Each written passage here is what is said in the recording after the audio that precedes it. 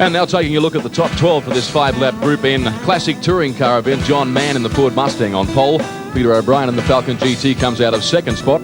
Then on the inside of the second row, Robert Tweedy and Lloyd Bax on the outside of the second row. There's more than a little symmetry about rows 3 and 4. John English and Alan Heath with Mustangs on row 3. Michael Donaher and Grant Elliott with Tiranas on row 4.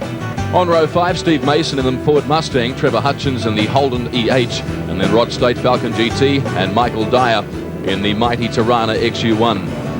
Classic touring cars and a big field, in fact 40 lining up for this 5-lap journey, and beautifully turned out machines. Perfect weather conditions here at Mount Panorama. Alan Moffat. Yes, it is always nice to start with a sunny day, and a Ford front row here. It's a way back to the XU1s before we see any GMH presence, but John Mann on pole in a very good time of 2:37.2. Alongside him, Peter O'Brien in his XY. Really stirs the emotions of motorsport fans across Australia seeing these mighty cars back at Mount Panorama. And we're going to see a start here fairly shortly with John Mann starting on the inside of the front row. Now just seconds away from a start here at Mount Panorama. 5 laps, and these cars become fairly interesting to drive after about 3 laps. As the brakes start to wear, we're now racing, and let's see how it pans out. John Mann on the inside got an outstanding start. Also quickly into stride was Lloyd Bax starting from the second row. On the outside, they're going to run side by side through Hell Corner the first time round. And now they've stretched their legs up Mountain Straight the first time. One got a little sideways in the middle of the pack there. That was Donaher, I think. And it's Mann who heads the pack as they go up Mountain Straight for the first time. Also Tweedy, a good start. Finds himself up in second spot. A good run here from the Mustang. John Mann, a good old stalwart from Victoria. Runs a dealership in South Yarra. And I think he's had this car practically from new. He's certainly run it ever since Appendix J and Group N were permitted. Nice run up the shelf here, of course. V8 helping them pull up that slope. 289 under John Mann's bonnet.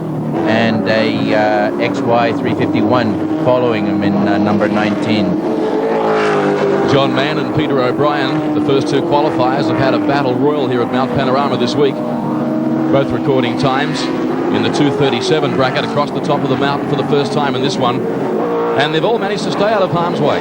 So far, and you mentioned the times 2:37, that's very impressive. Quicker than the cars would have gone in their heyday, but there's a good reason for that, isn't there, Alan? Yes, tires have improved a lot, and certainly with experience, the drivers are permitted little tweaks. They're meant to keep them historically correct, but certainly these cars have improved in the braking department over the years. And that's where they need it here, coming into the Firestone Dipper. John Mann continues to lead this one. Peter O'Brien has been able to shake off the challenge of Robert Tweedy. O'Brien consolidating second, then goes Tweedy. A nice car, there's Tweedy's, a 64 Sprint. This was the beginning of the Falcon era. That car was a 63-64 model in America, and it wasn't until 64 that Lee Iacocca convinced Ford management, let's have a new small car. They don't look too small today, but in 1964, this was truly a very small car. Down the world-famous Conrod Straight, and they're approaching breakneck speed. And now we see O'Brien making a challenge on the race leader, looking for an inside pass. He's got there too. Nice move. Got the car very taily too. Yeah, whilst he tried to set that up. I think his 351 engine there, just almost another liter on what John Mann's got. The 289 is just less than 5 liters. 351 being 5.7 liters. John may give him a little bit of curry on the Mountain Straight if he gets a good run through the next corner, but Ford power coming down the main straight there in evidence. O'Brien at the end of lap number 1 leads our pole sitter. Now Mann starts to close again. That's him in car number 54. Gee, they sound good, don't they?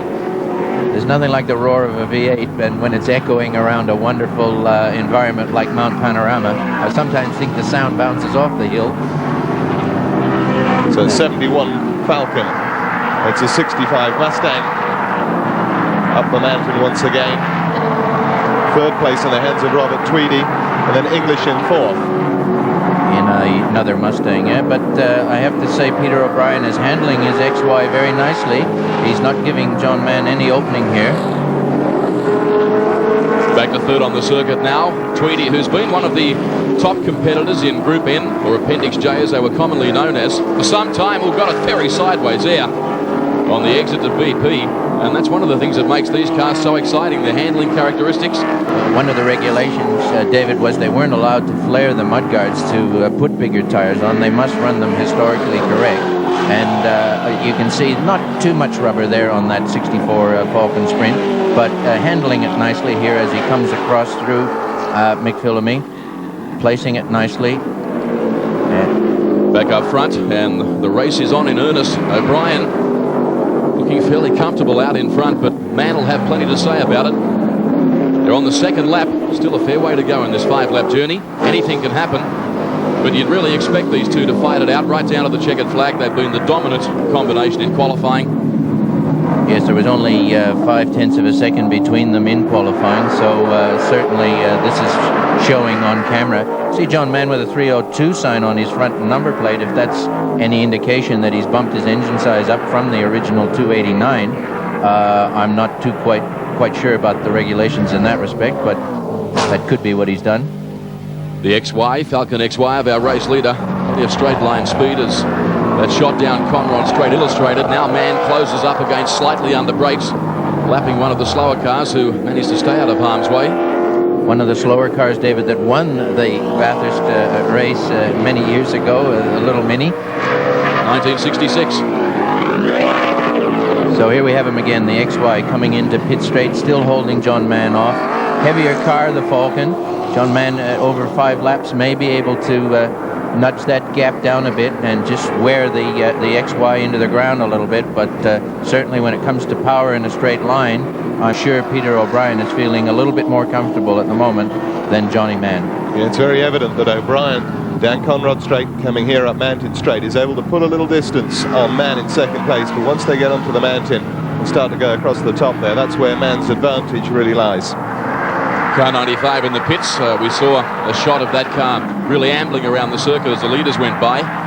This Matthew O'Brien obviously with a little trouble. Here we go through Repco again. Falcon leading Mustang. Particularly nice shape, both of these cars. Seems the older they get, the nicer they look. I don't want to start sounding weepy and tearful as Richard Hay laughs at me on the side here. But a lovely color, the vermilion fire, as it was known, and John Mann's white, nicely striped 65 Mustang. Well, you've got good reason to be fond of the old Falcon, haven't you? It does come to heart a little bit, yes. My heart, I don't know about anybody else.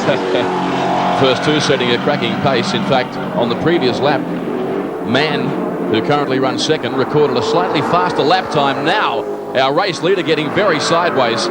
Spectacular Group N racing at Mount Panorama,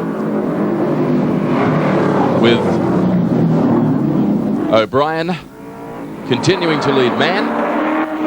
We'll update the top 5 for you. Peter O'Brien leads this event. Mann in second. Robert Tweedy runs third. Then John English and Bax rounds out the top 5 at Mount Panorama.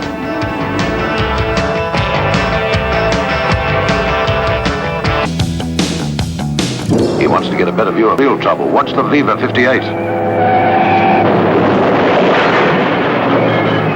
A frightening sight for Cusack, but believe it or not, no one hurt. Viva la safety belt. Kavanagh quite okay, but puzzled.